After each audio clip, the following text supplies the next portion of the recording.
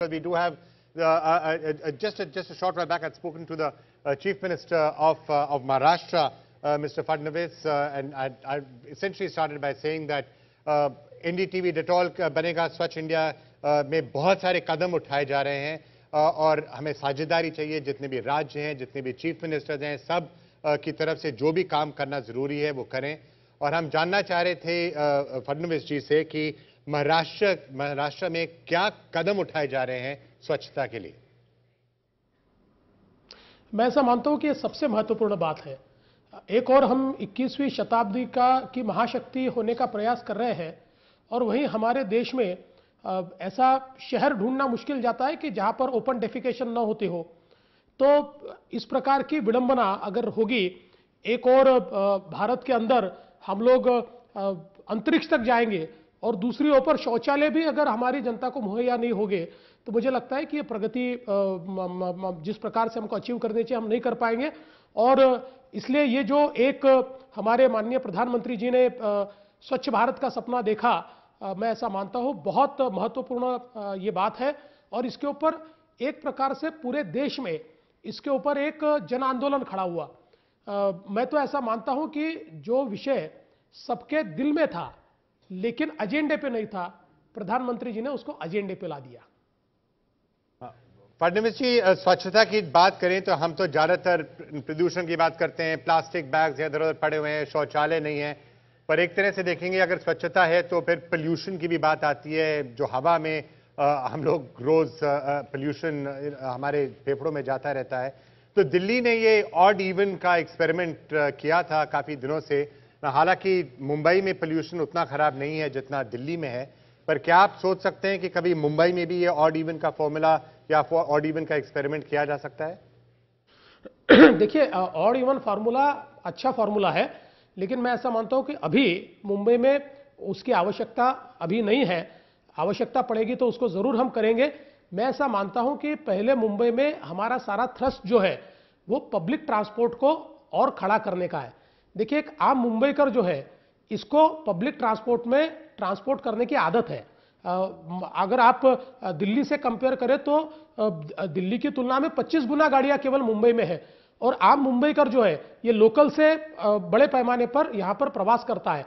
हम ये चाह रहे हैं कि हम लोग एक मेट्रो का नेटवर्क खड़ा करें, एक लोकल का नेटवर्क, यहां पर ट्रेन का नेटवर्क है, एक मोनो का नेटवर्क हम खड़ा करें और क्लीन बसेस का नेटवर्क हम खड़ा करें, जिसके चलते एक इंटीग्रेटेड ट्रांसपोर्ट सिस्टम हम मुंबई में खड़ा करना चाहते हैं जो सिंगल टिकटिंग पर होगी। और ये जो ट्रांसपोर्ट सिस्टम है इसके इंटीग्रेशन के कारण एंड टू एंड सॉल्यूशन, अगर किसी भी व्यक्ति को अपने घर से निकलने के बाद वो नजीक के किसी भी पब्लिक ट्रांसपोर्ट के पास जाए और वहां जाकर उसको जहां जाना है उसके लिए एक बटन क्लिक करे और उसको एक रोड मैप मिल जाए कि भाई आप यहां से यहां तक बस से जा सकते हो, यहां से यहां तक ट्रेन से जा सकते हो, यहां से यहां तक मेट्रो तक जा सकते हो, यहां से आपको बस मिलेगी। इस प्रकार का अगर उसको एक इंटीग्रेटेड प्लान मिल जाए तो कोई भी व्यक्ति पब्लिक ट्रांसपोर्ट को यूज करेगा।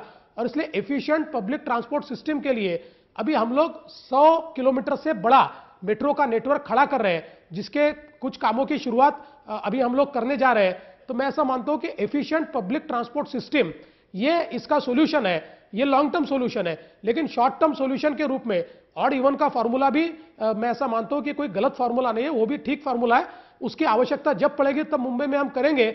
आज तो हम ये प्रयास कर रहे हैं कि ज्यादा से ज्यादा हम लोग पब्लिक ट्रांसपोर्ट मुहैया कराएं। जी फडणवीस जी, हमारे साथ अमिताभ बच्चन भी मौजूद हैं। आप बच्चन जी से कुछ कहना चाहेंगे? जी, मुझे बहुत खुशी है। और अमिताभ बच्चन जी तो हमेशा देश का जो भी महत्वपूर्ण कार्य है, जो भी राष्ट्र कार्य है, उसमें हमेशा वो सम्मिलित होते हैं। और एक प्रकार से हमारे देश के ब्रांड एम्बेसडर के रूप में दुनिया में इस देश का नाम उन्होंने किया है।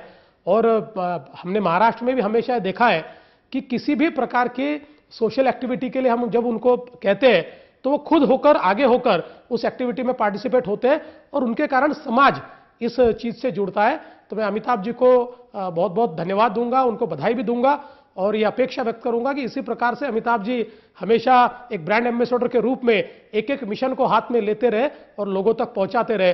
मुझे विश्वास है कि अमिताभ जी के साथ हम सारे देशवासी जिस समय एक स्वच्छ भारत का संकल्प लेंगे और उसके लिए छोटी सी भी चीज जो अपने तौर पर हम कर पाए, वो करेंगे तो भारत स्वच्छ होगा ही होगा। जी, माननीय मुख्यमंत्री जी, बहुत बहुत धन्यवाद आपके शब्दों के लिए। मैं इस लायक नहीं हूं, लेकिन फिर भी जो भी जैसा योगदान हो सकेगा मेरी तरफ से मैं अवश्य करूंगा। एक प्रश्न था फडणवीस जी कि महाराष्ट्र में खुले में जो शौच की परेशानी है, महाराष्ट्र में क्या पूरे देश में ये परेशानी है, इसके बारे में आप क्या कहना चाहेंगे? क्या सुविधाएं हो सकती हैं? मुझे लगता है प्रायः ये परेशानी महाराष्ट्र में नहीं है। इसका एक महत्वपूर्ण कारण भी है कि अगर आप केवल शौचालय तैयार करोगे तो उसका महत्व लोगों को नहीं पड़ता। कई बार झुग्गियों में या गांव के छोटे घरों में एक शौचालय तैयार होता है तो उनको ऐसा लगता है कि एक नई रूम अपने लिए बन गई और इसलिए उसको खत्म करके उसको एक छोटे रूम के रूप में भी इस्तेमाल लोग करते हैं। लेकिन अगर हम लोगों का पार्टिसिपेशन उसमें ले, नए प्रकार की टेक्नोलॉजी का उपयोग, हम लोग जो 2 प्रकार के सोक पिट तैयार करके इस प्रकार के, जब हम उसको कहते हैं कि भाई तुमने जगह देनी चाहिए, तुमने थोड़ा सा ध्यान देना चाहिए, तुमने थोड़ी मेहनत करनी चाहिए, पैसा तो हम देंगे लेकिन थोड़ा श्रमदान भी आपकी ओर से होना चाहिए, ऐसा थोड़ा पार्टिसिपेशन अगर उनका रहा तो उसका महत्व उनको समझता है। और अगर बिल्कुल ही पार्टिसिपेशन के बिना अगर हम इसको एक वेंडर ओरिएंटेड इस प्रकार की या कॉन्ट्रैक्टर ओरिएंटेड इस प्रकार की स्कीम करेंगे तो लोगों का पार्टिसिपेशन नहीं होगा और अल्टीमेटली लोगों को अगर उसका महत्व नहीं पड़ेगा तो लोग उसको अलग प्रकार से इस्तेमाल करेंगे। मैं ऐसा मानता हूं, एक आध घटना महाराष्ट्र में भी ऐसी होगी तो मुझे पता नहीं है, लेकिन प्रायः हमने ये देखा है कि जहां पर हम लोगों ने शौचालय अभी बनाए हैं उसको लोग इस्तेमाल कर रहे हैं। जी जी फडणवीस जी, और आपकी बात से मैं सहमत हूं कि बहुत बार शौचालय बन जाता है लेकिन उसका सही उपयोग किस तरह किया जाए ये लोगों को पता नहीं होता है। एक अलग कमरा उनको मिल जाता है, वो समझते हैं कि इसमें सामान वामान अपना रख सकते हैं। लेकिन फिर भी सर, ये एनडीटीवी वॉलंटियर्स को अपने साथ जोड़ रहा है जो श्रमदान के जरिए अपना समय स्वच्छता को देंगे, और हमें लगता है कि ऐसे लोगों के इस काम से देश में बहुत बड़ा बदलाव होगा। आपकी इसके ऊपर क्या प्रतिक्रिया है? बिल्कुल, मैं आपकी बात से बिल्कुल सहमत हूं और मैं सभी देशवासियों को, खासकर हमारे महाराष्ट्र के सभी भाइयों को बहुत पुरजोर अपील करता हूं कि हम सब लोग मिलकर इस देश को, इस भारत को, इस महाराष्ट्र को साफ कर सकते हैं।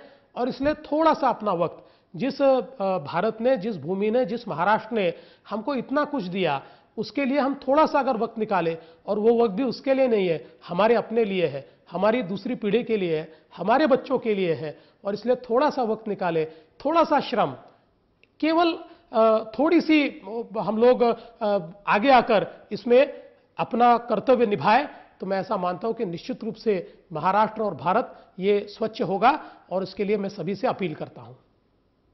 फडणवीस जी, बहुत बहुत धन्यवाद, आप हमारे साथ थे। और जो आपने अपील की है, हम समझते हैं कि जरूर महाराष्ट्र में लोग अगर उसको मानेंगे तो बहुत कुछ किया जा सकता है स्वच्छता के लिए। बहुत बहुत धन्यवाद, आप हमारे साथ थे।